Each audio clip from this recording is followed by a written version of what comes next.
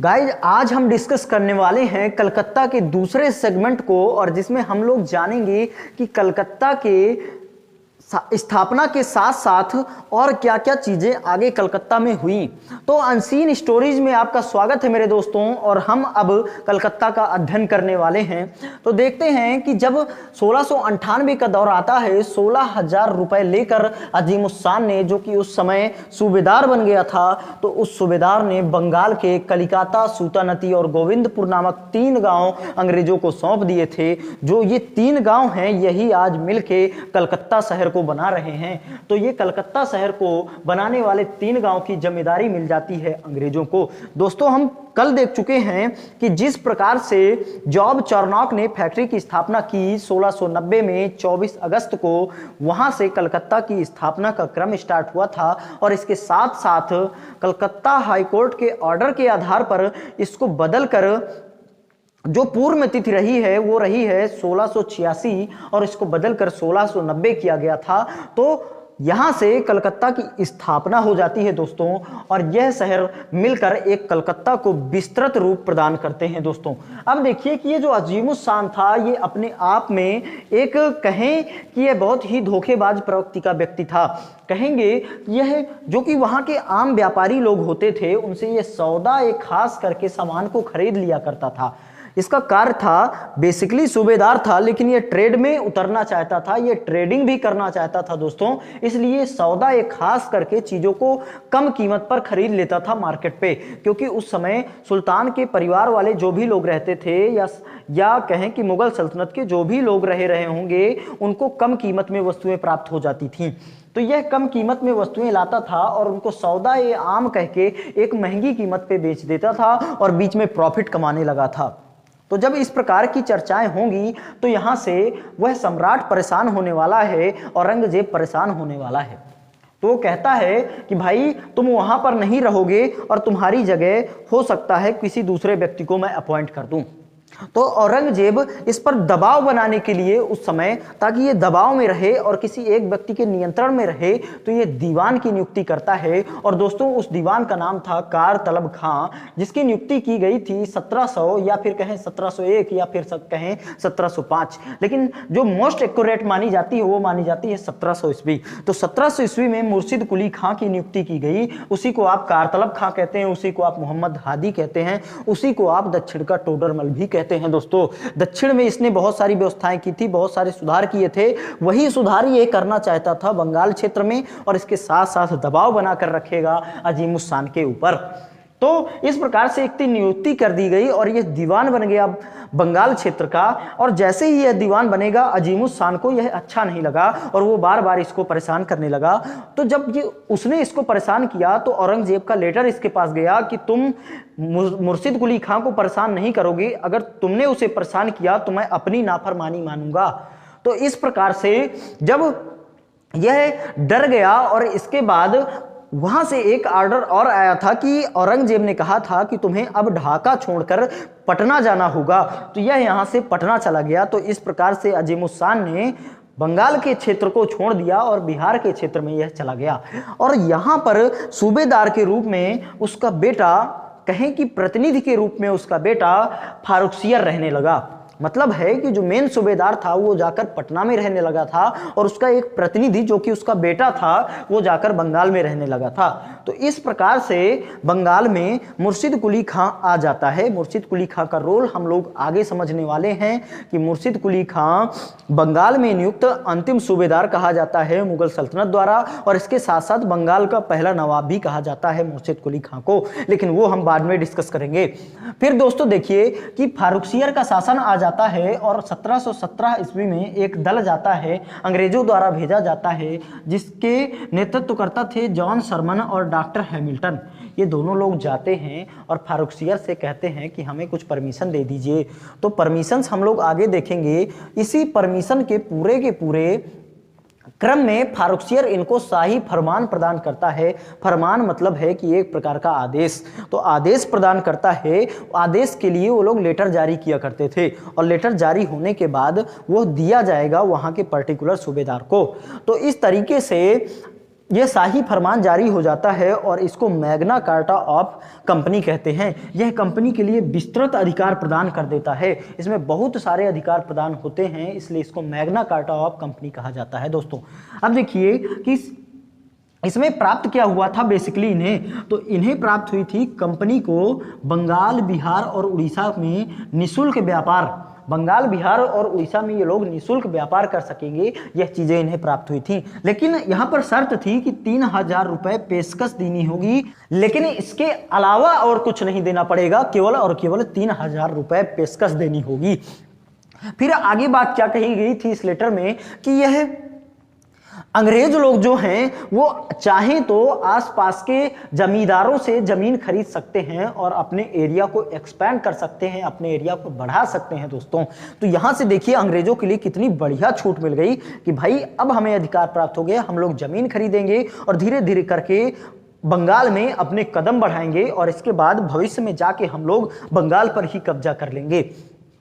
फिर देखिए कि तीसरी बात क्या रही कि मद्रास के सिक्के यदि सूरत के सिक्के के बराबर हो जाएंगे तो बट्टा ना काटा जाए उन पर। दोस्तों यह चीज मैं आपको बताना चाहूंगा कि जो सिक्के मुगल सल्तनत में बन रहे थे वो भी चांदी के थे और जो लोग अंग्रेज बना रहे थे वो भी चांदी के थे, लेकिन फिर भी उनमें बट्टा काट लिया जाता था, उनकी उतनी वैल्यू नहीं दी जाती थी जितनी कि मुगल सल्तनत की वैल्यू थी, तो यह वैल्यू नहीं प्रदान की जाती थी उन्हें। और दोस्तों यहाँ पर नाम आता है जगत सेठ का, और जगत सेठ के क्रम में कई सारे सेठ भी रहे हैं जो कि बंगाल के पूरे शासन में रोल अदा करते थे। यदि कंपनी को कुछ भी चाहिए होता था तो वो उन्हीं सेठ के पास जाते थे और सेठ लोग फिर आगे जाकर वहाँ के सूबेदार से परमिशन प्राप्त करते थे। दोस्तों जगत सेठ नाम का एक सेठ था जो कि बंगाल में था और उसकी तुलना बैंक ऑफ इंग्लैंड से की जाती थी, इतनी संपत्ति थी उसके पास। अंग्रेजों का जो भी सिक्के जाते थे उनको वो एक्सचेंज कर देता था मुगल सल्तनत के सिक्कों में, और इसके साथ साथ पूरे के पूरे मुगल सल्तनत के इस सूबेदारी क्षेत्र में, मतलब कहें कि बंगाल क्षेत्र में वह प्रभाव जमाए हुए थे।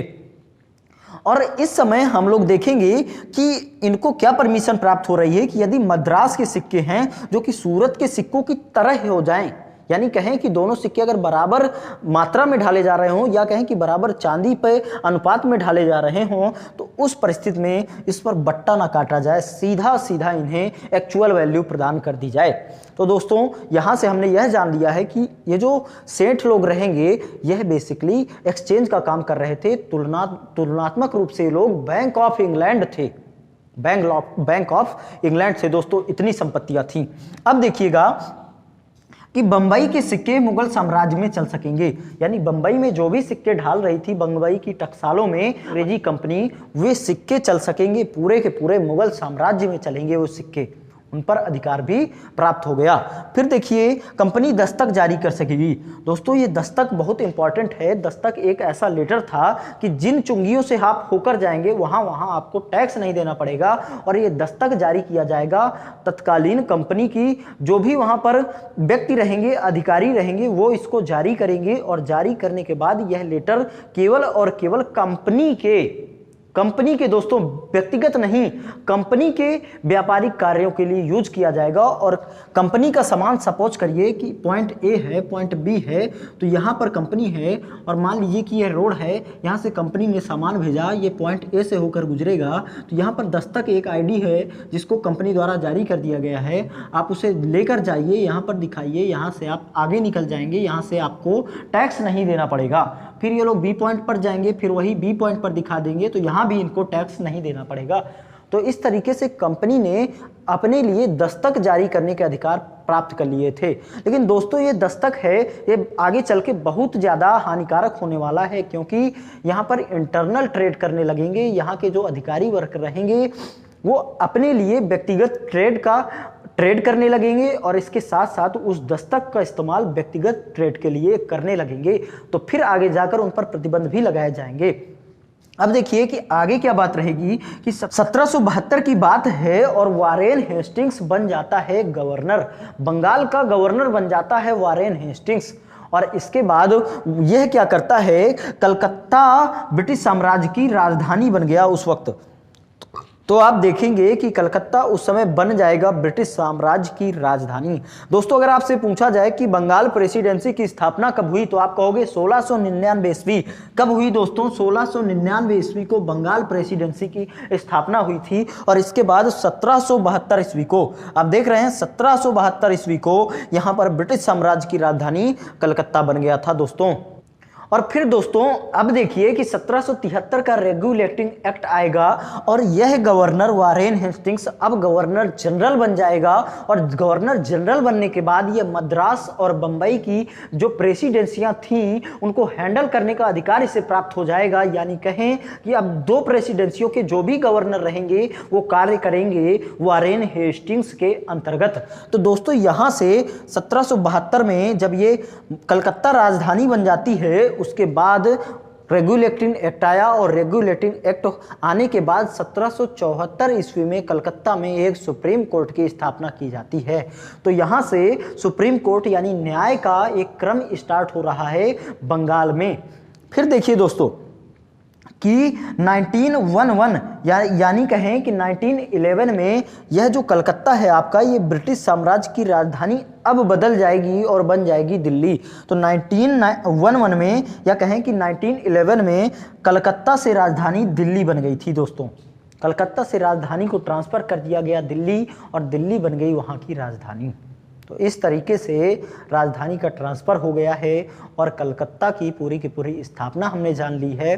कलकत्ता की स्थापना करने का जो श्रेय जाता है वो जाता है जॉर्ज चार्नॉक को, लेकिन उसके पीछे जो व्यक्ति थे वो गैब्रियल बाइडन थे। तो जहाँ कहीं भी आपको इन दोनों में से जो भी नाम मिलता है आप उसे टिक कर सकते हैं, लगा सकते हैं। दोस्तों अभी हमने बात कर ली थी कि कलकत्ता का जो नाम बदला जाएगा वो आगे चल के कोलकाता होने वाला है। और कलकत्ता की स्थापना कब हुई थी तो वो हुई थी 1690 ईस्वी में हुई थी, 24 अगस्त को हुई थी। कलकत्ता हाई कोर्ट के आर्डर के आधार पर इसकी जो पूर्व तिथि 1686 मानी जाती थी उसे अब बदलकर 1690 कर दिया गया है। तो मेरे प्यारे दोस्तों आपने जान लिया है कलकत्ता में कैसे कैसे करके एक राजधानी बनती है कलकत्ता और इसके साथ साथ कैसे कैसे क्रम में यहाँ पर अंग्रेज परमिशन प्राप्त कर रहे हैं। और हम आगे आने वाले चरणों में कुछ अन्य रोचक तथ्य जानेंगे। तब तक के लिए आप योग इंस्टीट्यूट चैनल को लाइक करें, शेयर करें, सब्सक्राइब करें, कमेंट करें और यूं ही जुड़े रहें इतिहास के अनसीन स्टोरीज को सुनने के लिए। तब तक के लिए आपका बहुत बहुत धन्यवाद मेरे दोस्तों।